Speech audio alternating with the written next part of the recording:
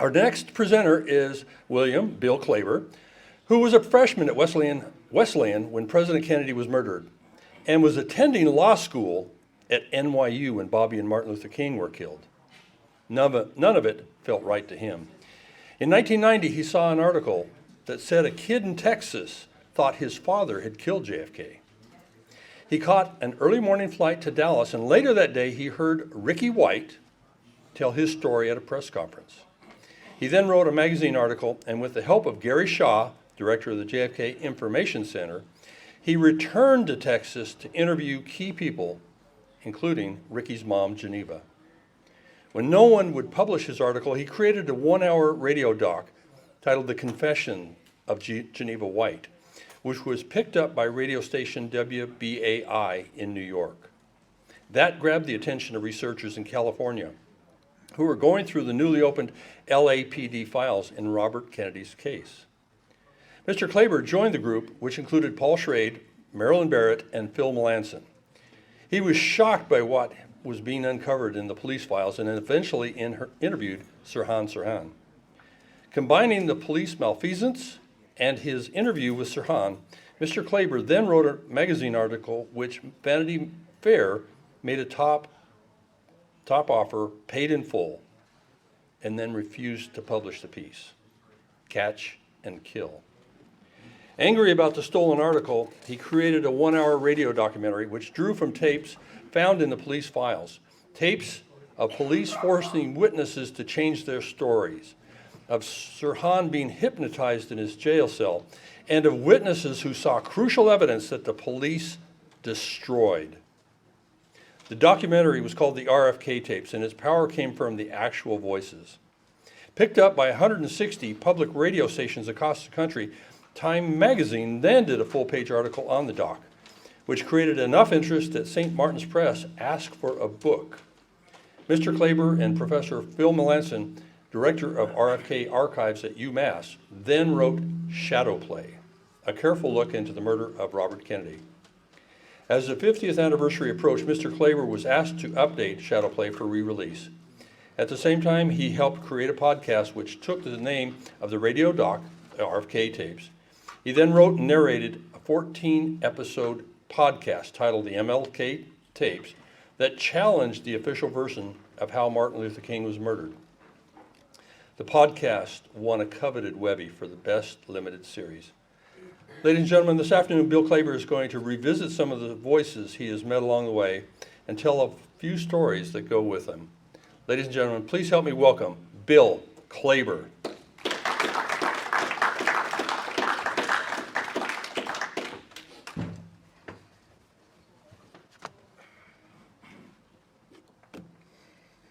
Well, nice to be here with you all. It's an honor to be here.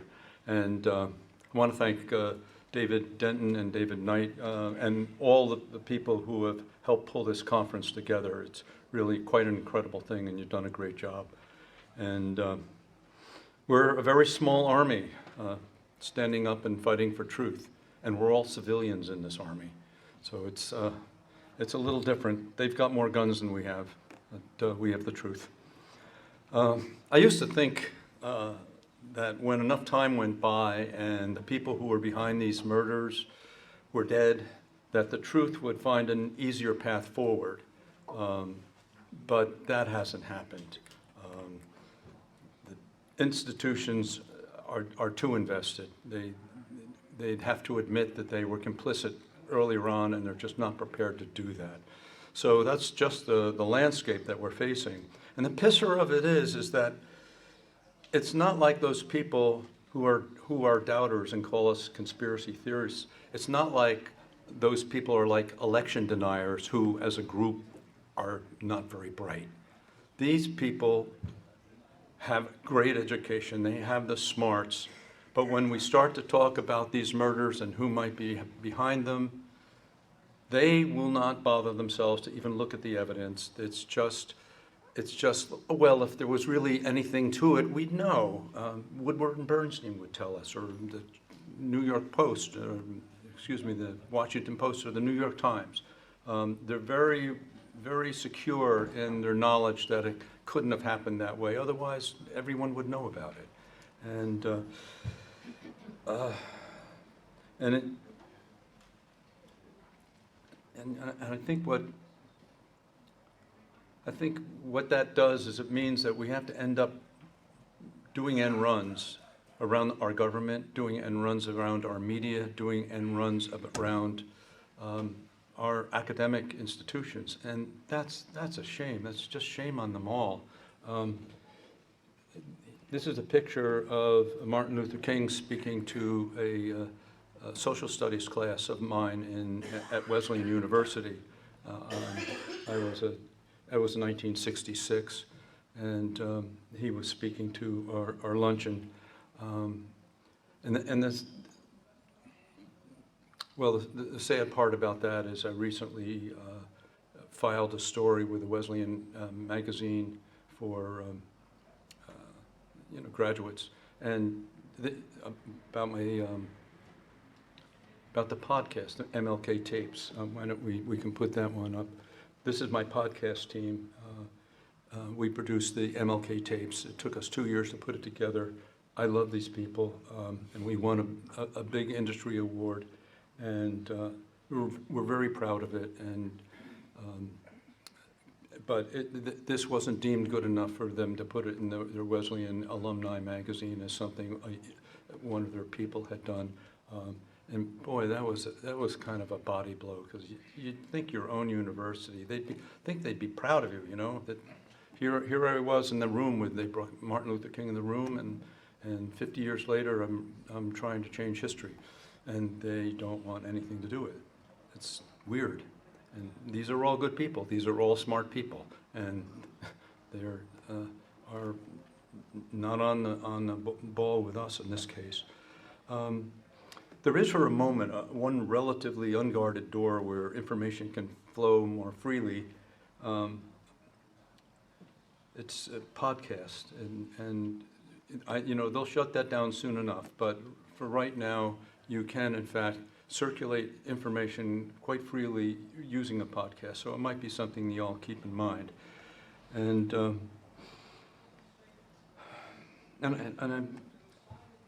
I think with the courage and leadership of people like Ryan Jones, who we've been involved with now since the MLK tapes have come out, the courage and leadership of people like Ryan Jones, who this weekend is going to take us on a tour, we may actually be changing the narrative. We might be changing the narrative, and by we, I mean all of us. I feel the needle moving, and it's moving in a good direction, and God bless you. It's important. So what I'm going to do, what I discovered kind of along the way, is that I've had the most success in the documentaries and the podcasts by getting to the actual people and playing their voices, and people respond to that. So I thought I'd just jump around a little, and you'll hear some voices, and then I'll talk a little about the stories, and we'll see where that all goes. So here's voice number one. As I got into the pantry, I was about 10 feet behind him, continuing to take pictures as he shook hands with people. And all of a sudden I saw him drop from the frame. He fell. And I continued taking pictures. I backed up. I jumped up on a table. Everyone in front of me had been shot and fell. And I jumped up to get out of the way. I continued taking pictures for a while. Once I realized what happened, particularly when Ethel Kennedy came into the room, 9 months pregnant, kneels down next to her husband and says, "Please leave us alone." I couldn't take pictures anymore. The rest of the press behaved like animals. They just crawled all over the place. They blocked the doors. The ambulance attendants couldn't get in, so they could bring more lights in and get more footage of this poor man dying on the floor with his wife next to him.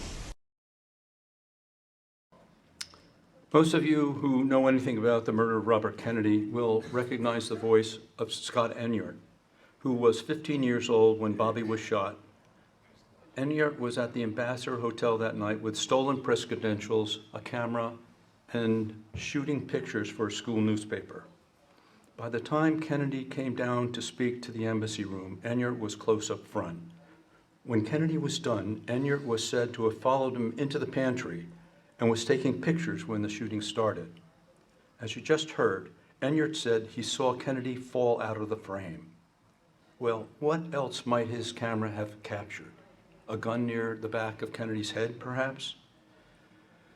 That's the question that hung around for decades because no one could know the answer to that question because Enyart when he left the hotel, he was grabbed by the police, took down to Rampart Station, where he was interviewed and then released with his camera but without his film. Some weeks later, he was able to get 26 prints back, but there were no photos of anything that happened in the pantry. At that point, they released me about 7 o'clock in the morning with an empty camera. And they told me that later on that my photographs are going to be used in the trial of Sirhan. They gave me back photographic prints of the speech and then everything after I left the pantry, but they took all the pictures that I actually took in the pantry. Those were missing. Enyart would say that he never saw Sirhan, who was in front of Kennedy, while Enyart was behind. But Enyart did say he saw something worth noting. Getting up off the floor, he had his weapon out. I didn't see him pull it out. I didn't see him fire it. I saw him getting up off the floor with his weapon out. This, of course, would be the security guard Eugene Caesar, who was first named as a suspect in Ted Chirac's 1971 documentary, The Second Gun. A high school kid who may have taken the most important photos of the murder of Robert Kennedy also was in the 1971 documentary. And Enyart kind of became famous. From then on, anytime anyone did an article, book, or documentary on the murder of RFK, the story of Scott Enyart and his missing photos was sure to be told, kind of like the story of the three wise men trotted out each Christmas. High school kid photographed the murder, and then his photos were taken. It was easy to understand and so clearly stood in for what we didn't know. Enyart held an important place in my own documentary, The RFK Tapes, which in 1993, as Don just said, was picked up and played on 160 public radio stations and earned a full-page review and story in Time magazine and a book deal with St. Martin's. Phil Melanson and I told Enyart's story again in Shadow Play, but we had to hold up publication because in the meantime, Scott Enyart had brought a lawsuit against the LAPD seeking damages for his lost photos. The case was heading to trial, and we felt we needed to see how it would all play out, and that was in 1997. I attended every day of that 3-week trial. I had a seat in the courtroom that was considered mine. Enyart was represented by Alvin Greenwald, his father-in-law, and attorney Christine Harwell. I respected Greenwald and Harwell. We often talked at the end of the day, and I believed Enyart's story. The LAPD said he was lying, but who were they to talk about lies? But the trial brought forward a number of surprises. Early on, the LAPD suddenly claimed to have found Enyart's missing film. According to them, it had been filed away under someone else's name. Convenient. The film was said to be hand-rolled Ilfer brand, and the judge, Elias, ordered it brought to LA so it could be inspected by people from either side. An insured courier was given a locked valise in Sacramento containing the film. The courier flew to LA, but on the way to court, he briefly left his rented car to inspect a tire that had just been slashed. And when he got back in the car, the valise was gone. Sure seemed like someone didn't want that film to make it to court. The crime show Unsolved Mysteries quickly ran a segment on the whole Enyart thing, focusing on the hard-to-believe reported theft, and included a photo of the journalist in the pantry, a photograph by a journalist in the pantry shortly after the shooting that had an image of a young man with a camera standing on a table, said to be Scott Enyart, and said to be just where Enyart said he was standing. It didn't look very good for the city. But it also didn't look good for Enyart, because before it was shipped to LA, prints were needed from the film, and there were 30 images, 26 of which Enyart had already said were his, and none within the pantry. Enyart claimed the film was a forgery. He said he was shooting that night with Kodak factory-sealed 36 print film. It was a battle every day in that court, and Enyart's story took a beating. Enyart had asserted that he was the young man on the table in the photo taken by journalist Bill Epridge, and featured on Unsolved Mysteries. But Epridge was brought to Los Angeles and to court, where he said the young man standing on the table was his friend Harry Benson. Enyart said that a forgery could be proved because in the film that they, well, didn't get the film, but they got the prints, he claimed that several pictures were out of place, out of sequence, and that would mean that was indeed something they put together after the fact. But using a very careful magnification and very careful examination, proved that it wasn't out of place. Then Brent Gold, who had been with Enyart much of the evening, was put on the witness stand. Gold said that he and Enyart left the embassy room after the speech and were out in the hallway when they heard the commotion inside. I talked to Gold on the phone the next day. He said that it was awful to have to testify against a friend, truly awful, but he knew that Enyart had not been in the pantry during the shooting. I could hear the anguish in his voice, and that was enough for me. That did it for me. But despite the damning evidence piled up against Enyart and his claims, the jury found in Enyart's favor and awarded him $600,000 in damages. But it seems there had been strong bias against the cops in the jury room, enough so that the judge ordered a new trial. But Enyart's case had been shattered. So there was no new trial. About a year later, I was cleaning up after my files after writing Shadowplay. I came across an old audio tape of Scott Enyart with researcher David Cross. This was before the lawsuit at the time when there wasn't an issue about the film. On the tape, Cross asks Enyart what film was he using that night. Enyart replies, it was hand-rolled Ilfer film, which would deliver about 30 images. So there it was. The story of Scott Enyart taking photos and the photos of the murder was a lie. But why? Why would a 15-year-old student lie about something like that? The answer is, he didn't. Not then. If you go back to Ted Chirac's Second Gun, Enyart talks about being in the pantry. Excuse me, you go back to the Second Gun, Enyart doesn't talk about being in the pantry. He simply says his film was taken and he didn't get all his photos back. Then Chirac does a cute thing. He clicks on Enyart's photos of Kennedy on stage while we hear Kennedy speaking. Then Kennedy leaves and heads down the hallway and into the pantry, and Chirac clicks on empty frame after empty frame while we hear chaos and screams in the background. And it was a cinematic device, and a good one. It represented what we don't know about the murder, but it implied that Enyart had been in the pantry, and over time, Scott Enyart began to like this story of being the kid who took the crucial pictures. And he went on to become a professional photographer, and over time, this became an important part of who he was, till maybe he believed it, because everyone else did. And I was one of them. So this is a very sad story, and I feel bad for the Enyart family. And it's a cautionary tale for all of us. It's important to get our facts straight. And just because we would like a piece of evidence to be true, doesn't make it so. So that's the story of Scott Enyart. We're going to move on here. As we heard from Don, one day I saw a tiny article in an upstate newspaper about some kid who said his father had shot JFK. I can remember no other instance in my life when I so immediately jumped on something that came out of the blue. Something spoke to me, and I was in Dallas the next day in time for Ricky White's press conference at the Information Center near the book depository. Gary Shaw and Larry Howard were the directors at the center, and they were helping Ricky White to bring forward his story. I was at the time only a would-be journalist. My actual resume totaled a few articles in the Village Voice, a liberal rag in New York. But Gary was kind and helpful, even though I think he knew that I was kind of faking it.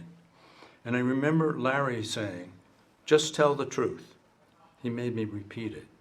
It was a mantra of theirs, I think. I don't know if you remember that, Gary, but that was and something Larry said all the time, and he made me repeat it. And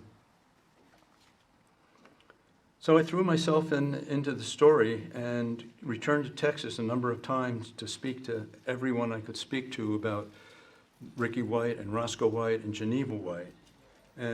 But the person I really wanted to speak to was Geneva, because she had been with Jack Ruby. Her husband was Roscoe White, the person that is now suspected of being the shooter behind the fence on the grassy knoll. And Ricky said, she's too sick, you can't talk to her. And I said, too sick is the reason I have to talk to her. And I made sense to him. And so with Ricky present, we drove out to his mother's house and sat down with her twice, is my recollection. She was dying, it was clear. She had tubes running into her, tubes running out. But she was forthright, and she told me the most incredible story. So we're going to play an excerpt or two from what Geneva White had to say on that day in late 1990.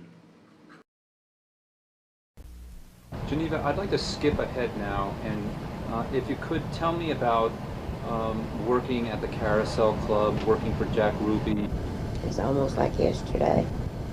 Rock came in one day and told me he had a friend at a nightclub that was short-handed, and they needed somebody. I still don't know to this day what my purpose was to have been there. And listen, back then it was hard to make a living. And God, I couldn't believe it. I was making over $200-something a night, seating people, doing a little dancing. I didn't do the striptease. Mm-hmm. They called me the lady. The only time that the Carousel ever had a lady. And I dressed real elegant. $200-something a night. And I thought, shoot, we can get our bills paid off in a hurry. And none working there. I was kind of ashamed of it. I didn't want my mama. My mama never knew it. And one afternoon after he'd carried me to work, I went to tell him something that I wanted to tell him about the kid. And as I got towards the office door was ajar about He was in the office with Jack Ruby? Yeah. Did he often talk? Do that, yeah. He was often in the office with Jack Ruby? Yeah. Jack Ruby came out to our house. Even. Jack Ruby what? Came to our house even. He did? He had dinners with us, yeah. Uh-huh. I didn't like Jack Ruby. Say that again? I did not like Jack Ruby. What was he like? Very, I don't know, male macho man. Nobody could ever do anything right. Nobody could do anything to please him. He was a perfectionist. He wanted perfection out of everybody. He was hard on his employees. He had a big turnover. And he could be very cruel and hateful. He could also be very nice. I just didn't like him. There's something about him I didn't like. I couldn't understand their relationship for Rock being friends with someone like that until that day. And I heard the name Hazel. And I stopped to listen and eavesdrop, which is something I shouldn't have ever done. But I did, because I heard her name. And then that's when I overheard the plot that they were going to kill the president. What did they say? Well, they were talking about each one person, you know, that had their job that they had to do. And you knew they were talking about the president? What did they say? What did you hear them say? That Kennedy was a national threat. And Rock was telling Jack that it was going to be hard for him to do a job like this, to kill the President of the United States. He had killed before, but it was all overseas except for one. It was done stateside, but they were considered, you know, they were enemies, like one that was done in the Philippines. You know, someone in the Philippine government. I don't have any idea who it was or anything. Ricky uncovered that. and possibly one at Fort Sill, Oklahoma, wasn't it? Don't think so. Well, anyway, he just never realized that his joining up the CIA, when he did, that it would ever be anything like this. Something right in his own backyard, you know. How did they catch you at the door? I made a sound, I guess, because I was so shocked with the conversation that I'd heard. So you just barged in? No, I knocked lightly on the door. Jack Ruby took one look at me, and he knew that I had overheard what was said. He just didn't know how much. He didn't know how long I'd been outside that door. I said, I just got to the door. He said, no, you didn't. You're white as a sheet, and you're shaking like I would leave. And I said, well, I heard Hazel's name mentioned. Then he knew how much I'd overheard. He told Rock he wasn't going to jail or prison or get killed for anybody, anybody whatsoever, and definitely not a woman. Okay, that was Geneva and Jack Ruby. We're going to skip ahead real quick to the day that President Kennedy was shot. So were you pretty nervous and upset after the president was shot? Oh yeah, because I knew what was going on. In fact, when they said a policeman was shot, yeah, I thought it was Rock that got killed. Mm-hmm. That he had gotten discovered Yes. and caught and was killed. Can you remember what happened the day that Jack Ruby shot Oswald? Can you remember what was happening that day? Yeah. I'd baked a birthday cake for Rick, and I'd invited some family out to have cake and ice cream. And we saw what happened on TV, because we had TV on. And it was, oh God, not more than, hadn't even been an hour, I don't think, from the time that it happened on TV that Rock came rushing in. Because he was supposed to have gotten home before that. And he didn't. And he said, we've got to go. And so my family all left, and we threw some things together. And he said, I've got to get y'all out of town. I don't want anything happening to you. So we threw some things in a suitcase and took off.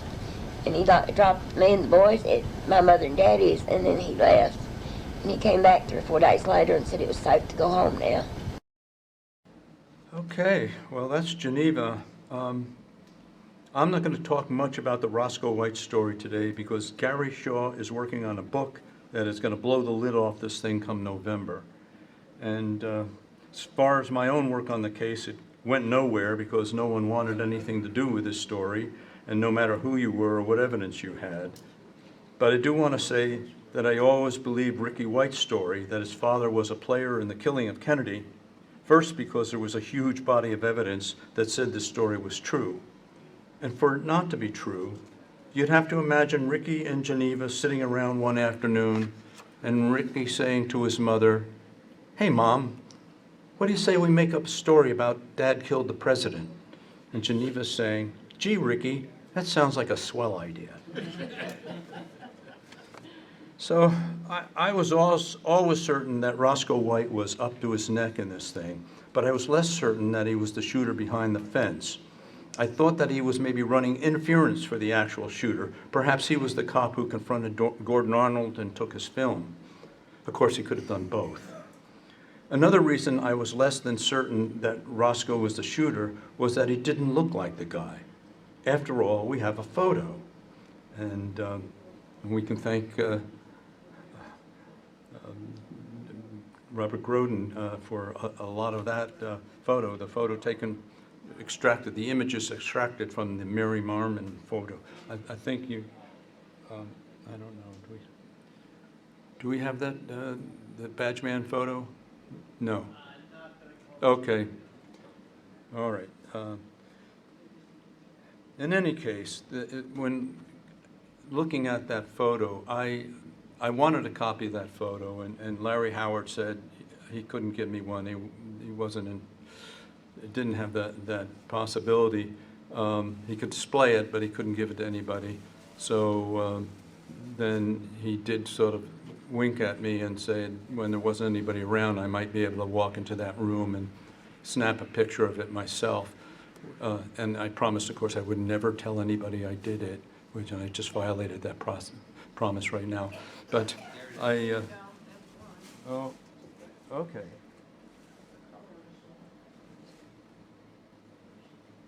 Yeah. You know, I have friends that look at that picture on the wall, that's sort of enhanced by lines and stuff. But I have friends who just can't see anything. They just look at it, that's ink blots. And I look at that and feel I could recognize that guy if he's walking down the street. I mean, it's so clear to me. And it didn't seem like, to my limited knowledge, it didn't seem like what I thought Roscoe White looked like. The shooter's glasses, the shape of the head, and the hairline in particular, I thought were disqualifications. Amazing work, Cruden, amazing work to pull this image out. And why isn't this photo famous? Why isn't it famous? This is a photograph of the man actually shooting the President of the United States. It's crazy. But then, so I was thinking that it probably wasn't Roscoe White, and then I started looking through some photographs that Gary Shaw has posted, and there was Roscoe White wearing a hairpiece. And that totally changed the way he looked and changed the shape of his head. And so now I don't know. Gary has other evidence that would seem to lead to the fact that Mandarin, which was his code name, was in fact the shooter, and he talks about the Mauser that he used. So he's back on my high list as being the actual shooter, which is quite a thing to think about.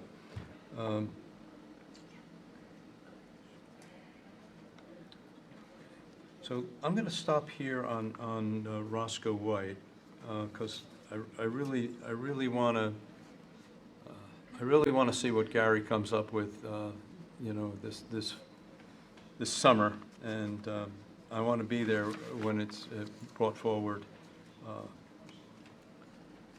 at the conference is that December? In November, right? Of course. So.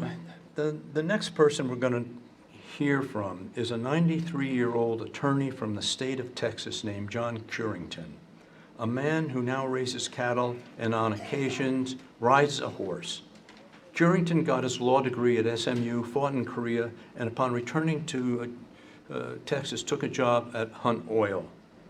He kept his head down, worked hard, and then after a couple years, he was invited to go up to the 7th floor where he'd never been before and talk to Mr. H.L. Hunt, who he had never talked to before. He thought it was a joke. He thought that they were playing a prank on him, but he had to go up, and he entered H.L. Hunt's office, and H.L. Hunt announced that he was from then on going to be his right-hand man, that he had heard good things about him. And for 12 years, John Curington was H.L. Hunt's right-hand man, or H.L. Hunt's fixer, which might be the more modern word for it. And Hunt was a curious guy. I mean, he was reputed to be the most wealthy man in America. I don't know if that's true or not, but it was said of him. But he would come to work, he'd bring his lunch in a brown paper bag. He would buy his suits off the rack. This one I absolutely don't believe. Curington swears this is true. He swears this is true. I don't believe it. H.L. Hunt flies in coach whenever he goes anywhere. Now, who the hell would do that? But that's his rep. And he loved women. He loved a lot of women. And he married 3 of them all at the same time, had 3 competing families. A crazy, crazy situation. He was a skinflint. He wouldn't give to charity. He thought people who were in favor of the United Nations were communists. He thought Social Security made people weak. And he hated Martin Luther King. And he and J. Edgar Hoover kind of shared this hatred. I mean, there was sort of a bromance between Hoover and Hunt. Hunt had money that Hoover lusted after, and Hoover had power that Hunt wanted, and so it was sort of mutually attractive there. And Hunt actually said that he was able to do things for Hoover that Hoover couldn't do for himself, and he kind of liked that. So he was a skinflint with all his employees, underpaid everybody.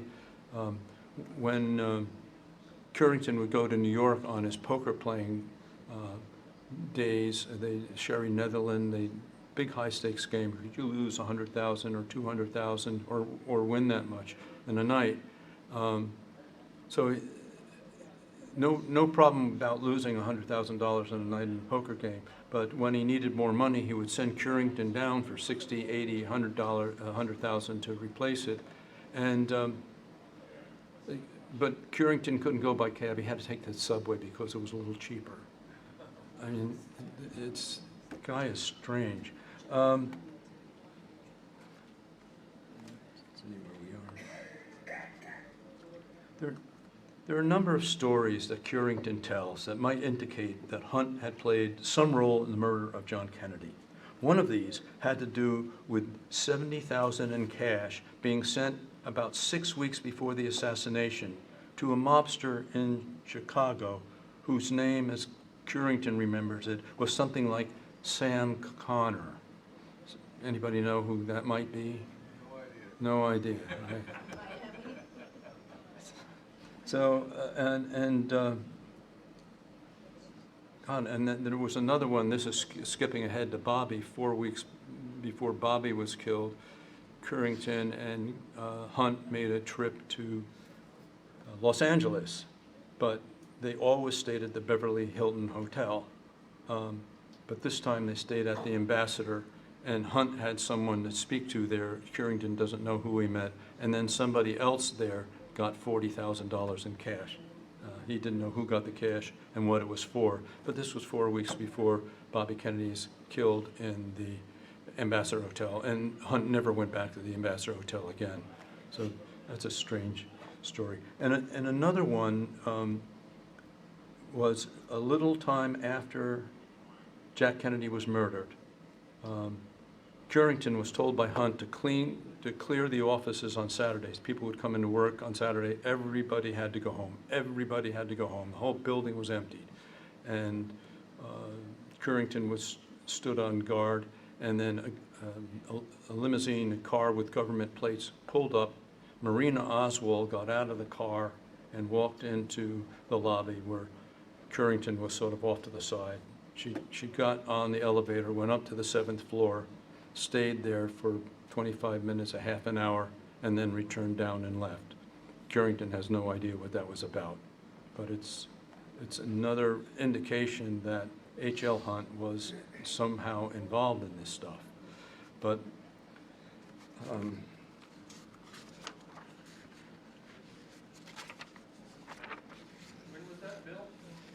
that would be right after Kennedy had been shot, a couple weeks after.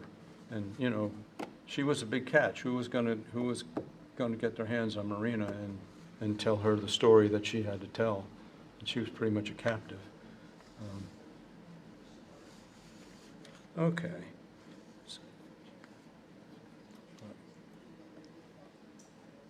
There's another Hunt JFK story that I'd like Curington to tell you himself.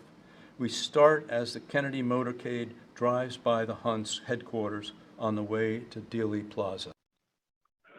Well, at that time, our offices were in the Mercantile Bank building, which was in the eastern part of downtown Dallas, and the parade route went directly in front of us, and we were on the 7th floor And back at that time, most office buildings had real large windows. I would describe them as being 6 by 8 foot windows with no screen on them, and you could open them up. So Mr. Hunt, they were coming right below our office building, and I raised the window, and Mr. Hunt and I were standing in it. And John Connolly is the first man that recognized Mr. Hunt. He turned around and showed and pointed to Mr. Hunt to Jack Kennedy, and Jack did give Mr. Hunt a pretty much a personal wave. And I'm saying that was within 180 seconds of him being shot and killed. Late in the afternoon, 2 days later, Curington would get a call from Hunt with a curious request. I'm saying the telephone call from Mr. Hunt occurred about 4:35 o'clock on a Saturday afternoon, and he told me to go down to the Dallas Police Department and find out what security, if any, was down there to ensure the safety of Lee Harvey Oswald. Curington happens to have some business to do down at the cop station, so he's able to go in and out of the police station 3 times. His business, he is surprised by how little security there seems to be. Well, anyway, I went in and out of the jailhouse 2 or 3 times. On one occasion, Captain Will Fritz got on the elevator, he and Lee Harvey Oswald, and Captain Fritz just looked at me and says, "Meet the SOB that shot the president." And that was our only conversation, but then after I found out everything that I could find out on the security, which was absolutely none, Miss Hunt had told me to contact him regardless what time of the night it was. I contacted him about 1 o'clock in the morning, and he asked me to see if Joe Cervello would come to his house as early as he could Sunday morning. And I knew where Cervello lived. I went over there and knocked on his door, and I had told him earlier I might be knocking on his door. But anyway, I just told him Miss Hunt would like to see him. And at 6 o'clock there at his home, Miss Hunt's house was called Mount Vernon. It was a replica of George Washington's house. So Joe Cervello goes over there and meets with Miss Hunt about 6 o'clock on about 3 hours before Lee Harvey Oswald was shot.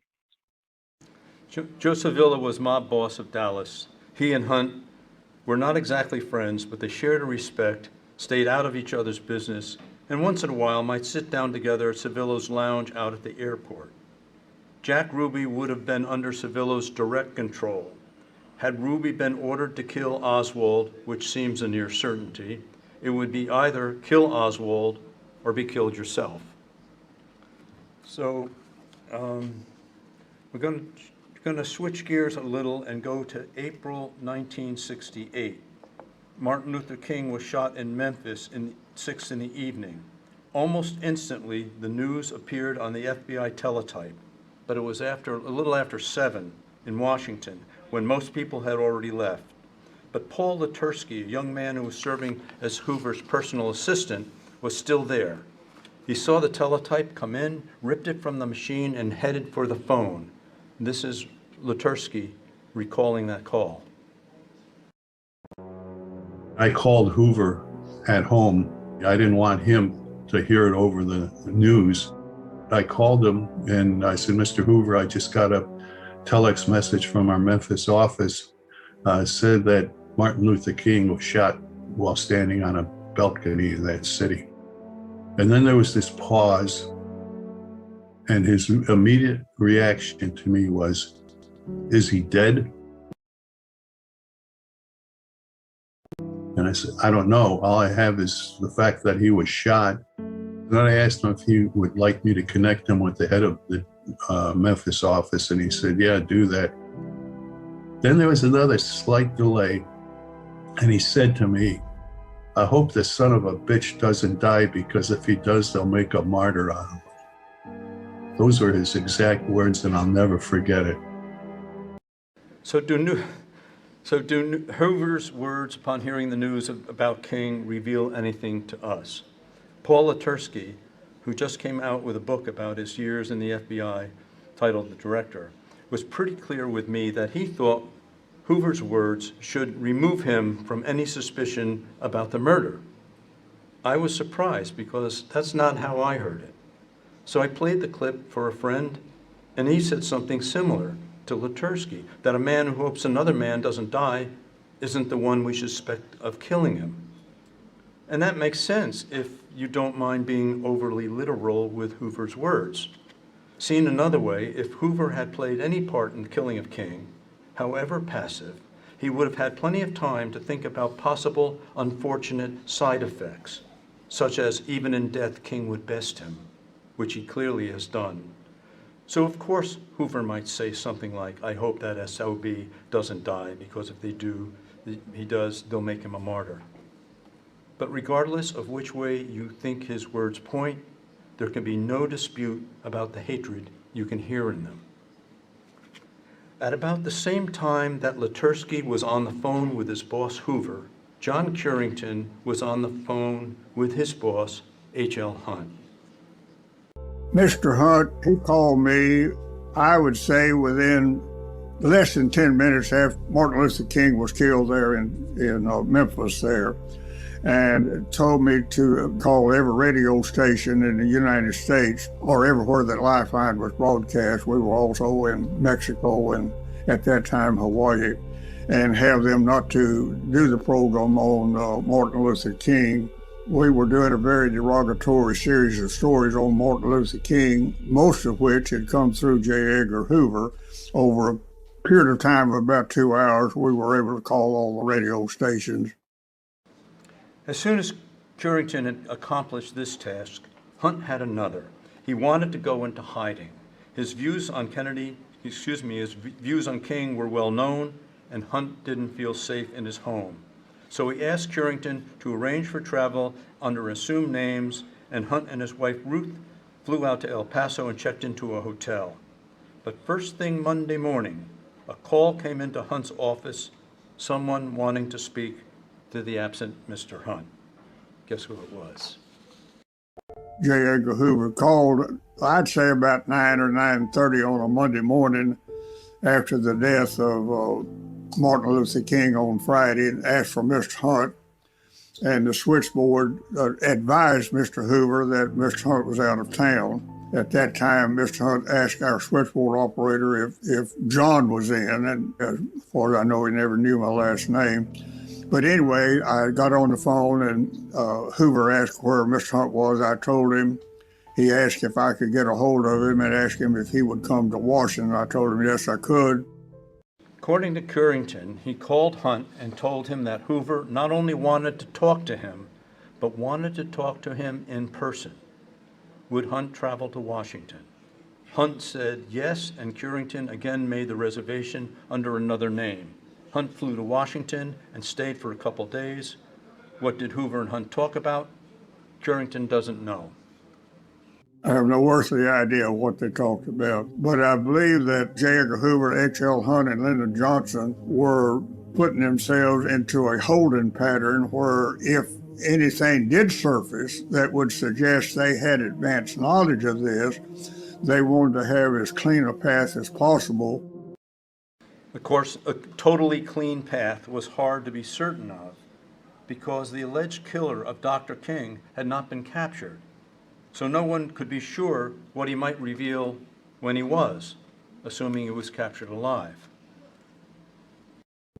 Hoover and Johnson and Mr. Hunt all shared the same view that if James Earl Ray should go to trial, he could blow everybody out of the boat that was floating around out in the ocean there. So I think in the opinion of J. Edgar Hoover, Lyndon Johnson, and H.L. Hunt, that it was necessary for James Earl Ray to plead guilty.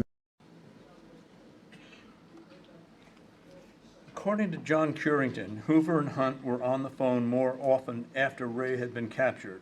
One afternoon, according to Curington, after Hoover had been on the phone with Hunt, Curington was called into Hunt's office, whereupon Hunt made another phone call. It was to a lawyer who was supposedly representing James Earl Ray. Mr. Hunt called Percy Foreman one day, and he told Mr. Foreman that he had a young lawyer in his office that had come up with a lot of ideas as to why James Earl Ray should enter a guilty plea in the killing of Martin Luther King. And the young lawyer was myself, and he asked if I came to Houston, would Percy Foreman visit with me and go over the theories that I had jotted down. And Percy Foreman agreed to do that. I left the next morning. Currington made the quick flight from Dallas to Houston, took a cab to the airport, from the airport, and arrived at Foreman's office. He was not empty-handed. I had a briefcase with $125,000 cash in it. Mr. Foreman and I probably exchanged a few pleasures for 2 or 3 minutes, and I just simply stated to him that I'd jotted down 125,000 reasons why James Earl Ray should plead guilty to killing Martin Luther King, and would like to leave those reasons with him. And Percy Foreman, without any comment, said, just leave your briefcase. That was the extent of our conversation. So Currington would say that the lack of any questions or conversation on the part of Percy Foreman felt spooky to him. He left Foreman's office feeling that this was a deal that had been set up well in advance. If I was just making an editorial type of comment, in my opinion, I believe that J. Edgar Hoover himself would have made a call to Percy Foreman and told him what was fixing to happen. Okay. Well, this is a stunning story. Currington brings $125,000 to Ray's attorney to ensure that James Earl Ray pleads guilty, which everybody wants, because, particularly Hoover, because if he goes to trial and the trial falls apart, which his initial attorneys thought it would, Hoover's who are the people that accepted that evidence? Who are the people that accepted the phony evidence? It's J. Edgar Hoover and the FBI. So we're going to turn real quick. In some ways, the murder of RFK is the easiest to prove outright.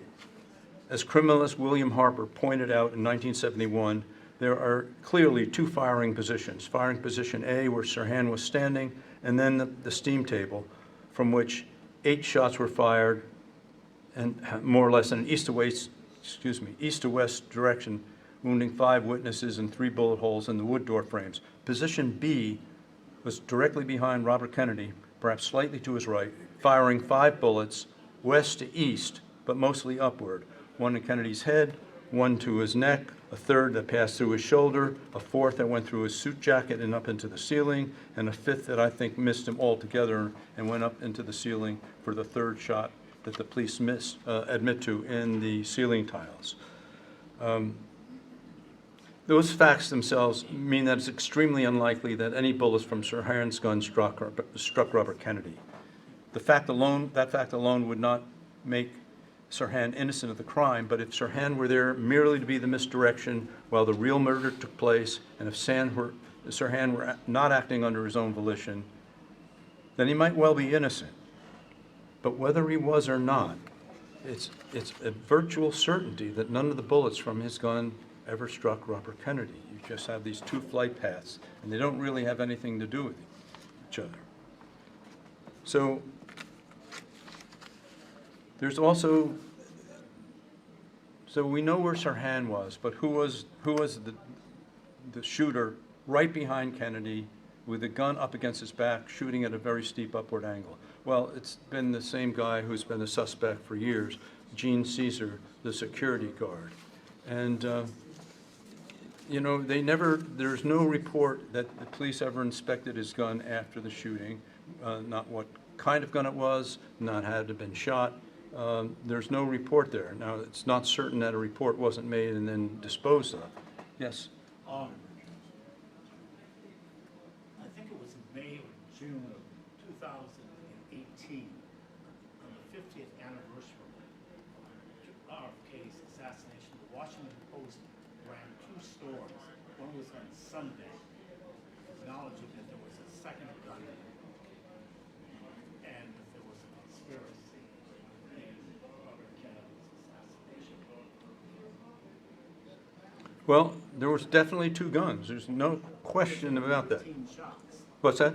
There were 13. 13 shots for sure. Five from one gun behind Kennedy, and 8 east to west from Sirhan's gun. So 13 shots. Phil Van Prague teased that out of the audio tape that they had using very sophisticated equipment. Teased out 13 shots from two separate guns. I own a film that's called Two Kennedys, made in Rome in 19...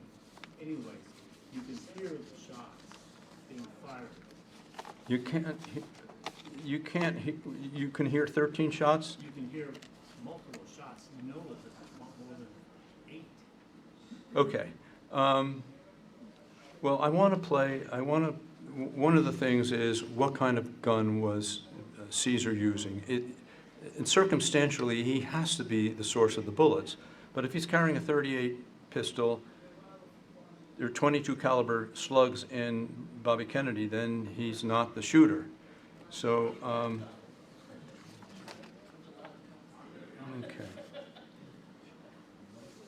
So, when I was in California interviewing Munir Sirhan and Paul Schrade, we came across, we had dinner with a woman whose mother had a friend who she said was a cop in the hotel the night Kennedy was killed. We said, well, let's interview him. We didn't think he'd come up with anything. There were a lot of cops there after the murder, but he was willing, and we interviewed him on the phone, and let's just hear what he had to say. And the next night at roll call, and remember, this is just a bunch of cops sitting around talking, and that's when the discussion came up of the second gun. And I don't remember exactly, like they found like 1 or 2 mini bullet holes. The guy had a 22, and it was a 7-shot or 9-shot, but there were 2 mini bullet holes. And so that means that I think then if he had 8, then they found 10. The way I recall, there were two mini bullet holes. Okay, so Jensen talks about extra bullets. That we know this 10 times over, that more bullets were fired in the pantry than Sirhan had his gun. That's absolute fact. So that's interesting to hear that it was going around the cops station, but it doesn't change anything. But what comes next is a bit of a stunner. But you remember, I'm hearing all this stuff, locker room talk. And one of the other officers had noted that the security guard had a 22, which is an unusual gun to carry. And the cops started speculating, you know what? I bet he capped off some rounds. So, yeah. The security guard was firing, or had in his possession, a 22, according to the rumors in the police station. And I'll just finish here, but I don't know how all the pieces fit together, but and if the police knew that there was a 22 caliber pistol with a security guard, why didn't anybody else know?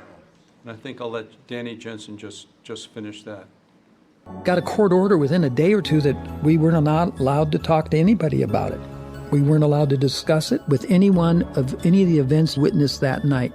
We were to give no statements to the press, and that was my first and last. It never happened before. That was it. They kept everything very confidential. Don't want a bunch of people like me talking about a second gun and too many bullet holes and, things of that nature, do they? There was a real siege mentality of that police department. It was us and the rest of you assholes. And we took care of each other, and we didn't make mistakes. And if we did, we buried them. Good. Right, thank you. Ladies and gentlemen, Bill Klaber.